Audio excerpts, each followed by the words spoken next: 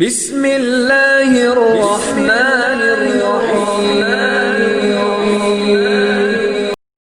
Make sure to subscribe our YouTube channel and don't forget to press the bell icon. حضور نے فرمایا میں بتاؤں کہ سب سے بہتر خزانہ کیا ہے کہ المرأۃ الصالحہ کے گھر کے اندر صالح بیوی ہو، دین والی بیوی ہو، اور اس کے اندر 3 صفتیں ہونی چاہیے. یاد رکھیں، اگر میری بیٹیاں، میری بہنیں حضور کے اس فرمان کو بالکل مضبوطی سے پکڑ لیں تو ان کے گھر دنیا میں جنت بن جائے گی.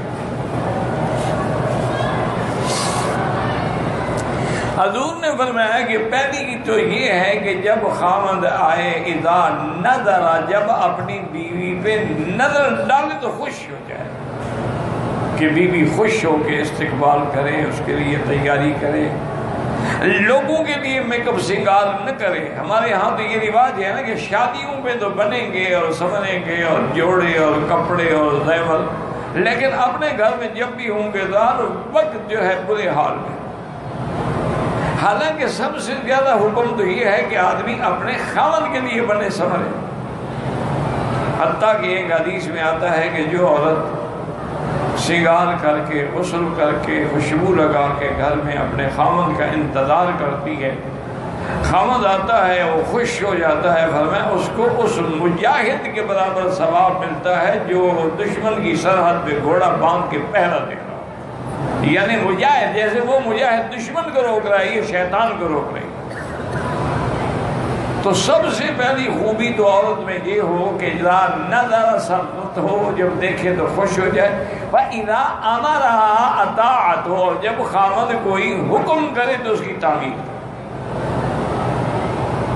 حتیٰ کہ ایک روایت میں تو یہ سخت لفظ بھی آیا ہے کہ اگر خامد کہے کہ یہ پتھر اٹھا کے اس پہاڑ پہ رکھو، وہ رکھ رہے سے کہ اب ان کو اتار کے پھر یہاں رکھو، تو اس کو کرنا چاہیے کہ اس کے لیے اطاعت ضروری.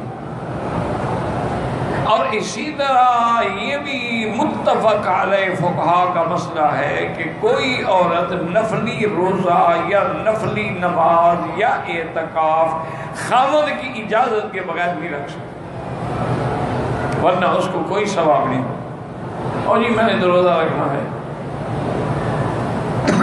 خاوند کو اگر خواہش ہو تو پھر وہ کیا کرے گا؟ اسی لیے بی بی ام سلمہ رضی اللہ تعالیٰ عنہ فرماتی ہیں کہ حج کے موقع پر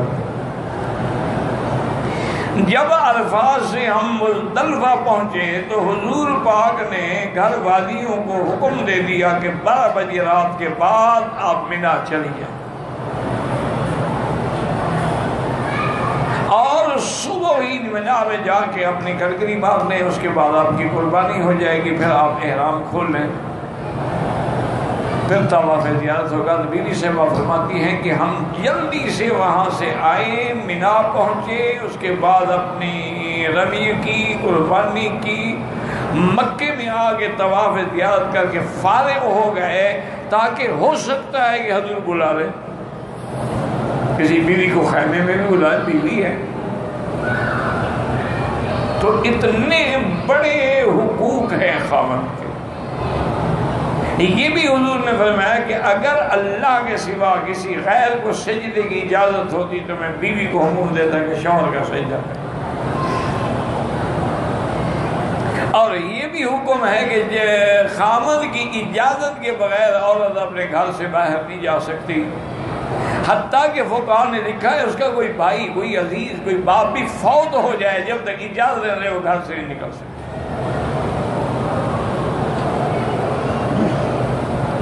اور اس کے بعد حضور نے فرمایا کہ اذا غاب عنہا، جب خاوند باہر چلا گیا، مجاہد ہے، جہاد پہ چلا گیا، کاروبار میں چلا گیا، تو اس کی عزت کی بھی حفاظت کرے، مال کی بھی حفاظت کرے، اولاد کی بھی حفاظت کرے.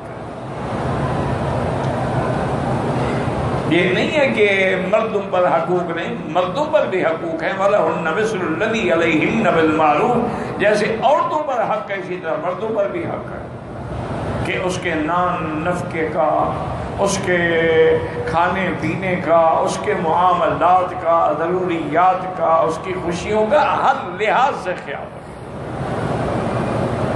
تو اس لیے ہمیشہ اگر عورتیں حضور پاک کے اس فرمان کو، یعنی حالانکہ اب حضور کے زمانے میں تو کوئی میک اپ سنگار کیا ہوتا تھا، مساق استعمال کر لیا، سرما پہن لیا، تیل لگا لیا، کنگھی کر، اور تو کوئی چیز ہوتی نہیں تھی، لیکن اس کا بھی اہتمام کرتی تھی بیویاں۔ جس طرح ایک دن حضرت ابن عمر آئے حضرت ابن عباس کو ملنے کے لیے، کوئی مسئلہ پوچھنا تھا، تو رات کافی گزر چکی تھی، یعنی عشاء سے بعد متأخر وقت میں آئے تو دیکھا کہ حضرت ابن عباس غسل کر کے اچھے کپڑے پہن کے خوشبو لگا کے اور بالکل تیار کھڑے ہیں۔ تو حضرت سمجھے شاید حضرت سفر پہ جا رہے ہیں، باہر کہیں جا رہے ہیں۔ انہوں نے کہا حضرت خیریت؟ فرمایا نہیں، میں کہیں نہیں جا رہا، میں گھر جا رہا ہوں۔ میں جیسے چاہتا ہوں کہ مجھے بیوی سنوری ہوئی ملے، خوشبو والی ملے، بیوی بھی تو چاہتے ہیں کہ میرا خاوند ٹھیک حالت میں ہو۔ اگر اس کے کپڑوں سے بدبو آ رہی ہو تو بیوی کیا کرے؟ پھر تو نفرتیں پیدا ہوں گی۔ اسی طرح ایک بدویہ عورت تھی، بڑی سمجھدار تھی، اس نے جب اپنی بیٹی کی شادی کی تو اس نے بیٹی سے کہا کہ بیٹی میری بس صرف ایک نصیحت ہے کہ تیرے بدن سے، لباس سے، کیفیت سے تیرے خاوند کو کبھی کوئی بدبو محسوس نہ ہو، بس اس میں عمل کر لو گی تمہارا گھر آباد ہو جائے۔ اب ہمارے یہاں تو آپ نے دیکھا نا، دیہات میں حیض کے کپڑے پڑے ہوئے ہیں، کپڑے لٹکے ہوئے ہیں، بدبو آ رہی ہے۔ اچھا ایام حیض ہے، ایام حیض ہے، جنابت کا غسل نہیں کر سکتی نا، ویسے صفائی کا غسل تو کر سکتی ہے، روزانہ چاہے کرنا چاہے، وہ تو منع نہیں ہوتا، وہ تو پاک تب ہوگی جب حیض گزر جائے گا۔ اور اس میں بھی اسلام نے کتنا سکھلایا ہے کہ ایک عورت کی مدت ہے 7 دن، 7 دن گزر گئے، یہ نہیں بس گزر گئے، یہ ہاتھ لگا کے اچھا بلیڈنگ نہیں ہو، نہیں، حکم ہے کہ اندر کپاس رکھے، اور کپاس پہ کوئی اچھی سی خوشبو لگا کے رکھے کہ جیسے آدمی کو خوشبو پسند ہے اسی طرح عورت کے رحم کو بھی خوشبو پسند ہے۔ اور دوسرا اس خوشبو کا فائدہ یہ ہوتا ہے کہ اندر جو بدبو ہے، کریا ہے، وہ گندا خون گزرتا رہا ہے، وہ بھی صاف ہو جاتا ہے۔ حضور کی خدمت میں ایک عورت آئی، اس نے آ کے پوچھا کہ یا رسول اللہ میں اگر حیض سے پاک ہو جاؤں تو غسل کرنے کا طریقہ کیا ہے؟ حضور نے فرمایا بیٹی پہلے تو کپاس اندر رکھو، تسلی کرو بھی خون بند ہو گیا ہے۔ اچھا وہ بیچاری کو سیدھی سادھی عورت نے کہا رسول اللہ کپاس کیسے رکھے؟ بی بی عائشہ فرماتی ہے میں نے اس کو پکڑ کے کھینچا، اللہ کی بندی مجھ سے پوچھ لو، یہ باتیں حضور سے پوچھنے کی ہے؟ اور کہا اور کس سے پوچھے؟ یہ دین نہیں ہے؟ جب دین ہے تو دین میں حیا کس بات کا ہے؟ اللہ لا یستحی من الحق، اللہ حق بیان کرنے میں استحیا نہیں فرماتے، تو بندی کا کیا ہے؟ حضرت عبداللہ ابن عمر رضی اللہ تعالیٰ عنہ کا واقعہ مبارک ہے کہ جب وہ مکے میں آئے حج کے دنوں میں، میاں بیوی دونوں کٹھے تھے، طواف زیارت کیا، صفا مروہ دوڑے، احرام تو پہلے کھل چکا تھا۔